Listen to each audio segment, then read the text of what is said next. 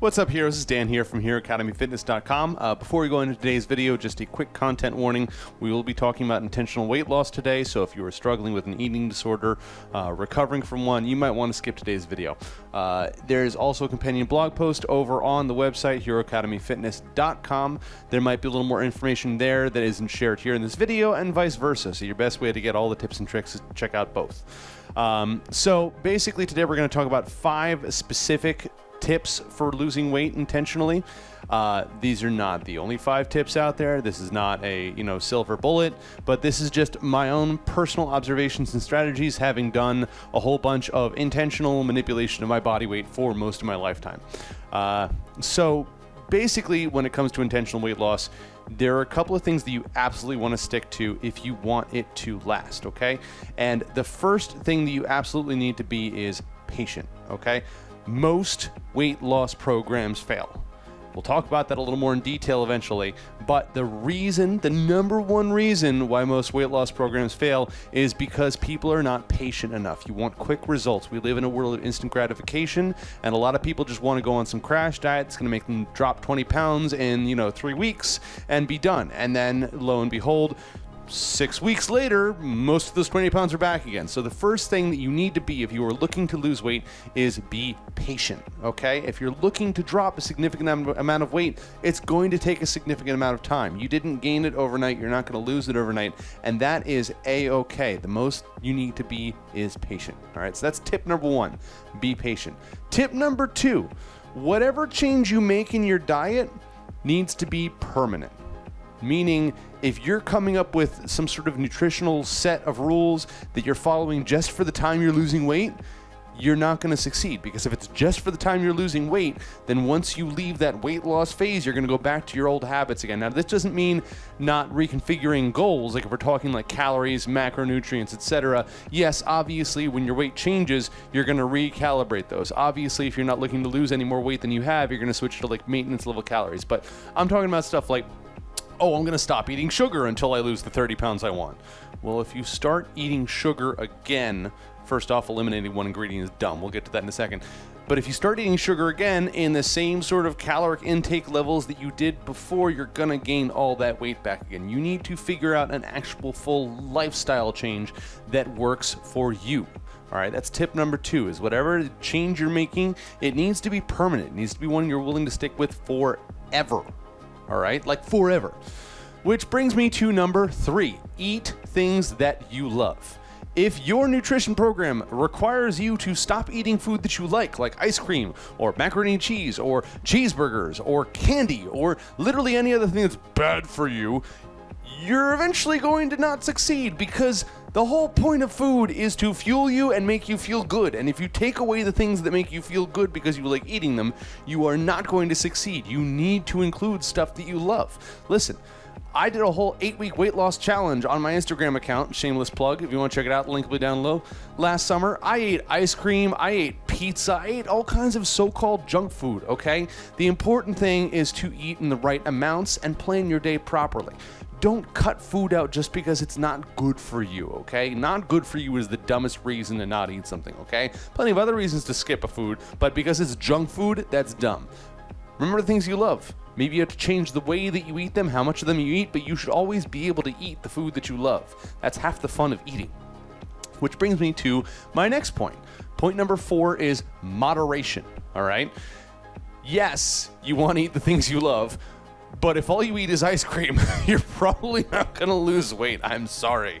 All right? Like I said, I ate pizza, I ate ice cream. If you go back and look at those Instagram stories, I saved them on the highlights reel. You're not going to see me eating the foods that I love constantly, okay? Not that I don't love, healthy foods too, like, chicken and steak and stuff like that.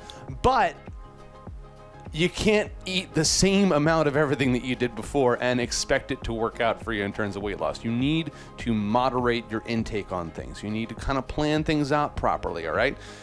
Yes, you should still eat the things you love, know you're probably not going to be eating them in the same amount that you were before you started your weight loss nutrition plan, all right? And again, you need to figure out a way to make this permanent. I hate the idea of like cheat meals or whatever, but picking days where you eat a little more and days where you eat a little less is great because it allows you to maybe indulge in those things that are not necessarily the best food for losing weight, but you still want to eat them, okay?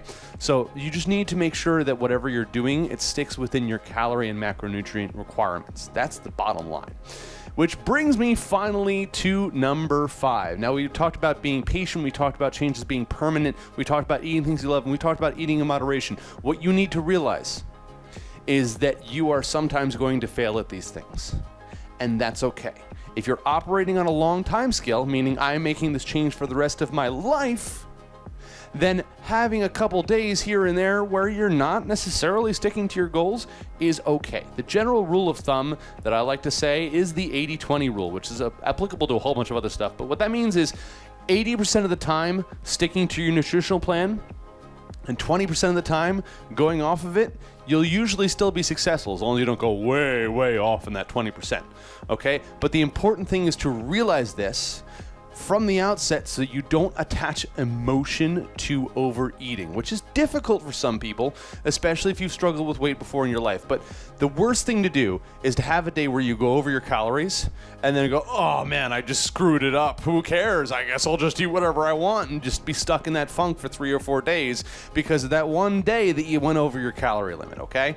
I realize it's hard not to attach emotions to things, and I'm not saying it's going to be perfect or completely possible, but you want to try and detach negative emotions from eating. Overall, what we want to do is develop a nutritional program that you are happy with, that leaves you comfortable, that you don't feel guilty or unpleasant or mad about if you go off of it slightly sometimes. Remember, most people, if they're trying to lose weight, probably took their whole lifetime to gain that weight. Okay? It's okay if it takes a little time to lose it. Remember, we're being patient. We're making permanent changes. We're allowing ourselves to still eat things that we love, and all that we're doing is making sure that we're eating in moderation. Okay? Now, I have a lot more information about this that's going to get posted up over time on the website, so go to heroacademyfitness.com. If you want, there's a great nutritional plan in the members section as well. That constantly gets updated with more and more nutritional articles, all right? So if you become a member, you get a much better nutritional targeting guide, but even if you don't, we will have regular blog posts going up about it as well. So those are our 5 tips for this week's video. Like I said, there's a blog post that goes with it. Go check that out on the website if you want. Might be a little bit more golden nuggets of knowledge in there. Otherwise, we'll be back again next week with 5 more tips about losing weight. Now, these were general overall tips that we talked about today. Next week, we're going to get a little more specific with certain things, all right? Certain types of food, certain strategies, et cetera, et cetera. But for this week, just remember those 5 things, okay? You got to be patient. The change needs to be permanent. You should be able to eat the things that you love. You need to eat in moderation, and you should not attach negative emotions to eating. Remember, food is good. Food is good for you. It lets your body go. That's the whole point of it. And if I had a final thought on all of this, this is the time of year where if you're looking to lose weight for summer, we'll talk about that in a second. If you're looking to lose weight for summer, this is when you should start thinking about it. You probably should have started thinking about it a couple of months ago, depending on how much you want to lose, but here we are. You know, it's April, early April. Got a couple months. But there's a big caveat to that. I hate the lose weight for summer movement. I hate even playing into that. Like, you kind of have to a little bit in the fitness industry if you want to sell stuff, I guess. But guess what? A beach body is a body that exists on the beach. That's it. Full stop. If you're on the beach and you have a body, that's a beach body. A bikini body is a body that is wearing a bikini. If you have a body and it's wearing a bikini, that is a bikini body, okay? Do not judge yourself based upon fashion standards and societal standards for size or weight. All bodies are good bodies. We believe that very strongly here, and I hate losing weight for specifically aesthetic reasons, and I hate weight loss being the #1 goal for anyone. I refuse to take clients who are just like, I want to lose weight. Like, you need to have another goal besides I want to lose weight. So at the end of all of this, if you're losing weight for specific health reasons, that's fine. If you're losing weight for sport reasons, that's fine. And even if you're losing weight for aesthetic reasons, that's also okay. Whatever's motivating you is good. But you need to make sure that you love your body, or at least accept your body before you start your weight loss program, because otherwise you're not going to be patient with yourself. You're not going to want to make the changes permanent because you're going to be thinking about all the stuff that you're missing out on. You're going to think you can't eat the foods that you love. You're not going to eat in moderation all the time because you're going to freak out and overeat because your body is not what you want it to be, and you're going to attach all kinds of negative emotions to overeating, all right?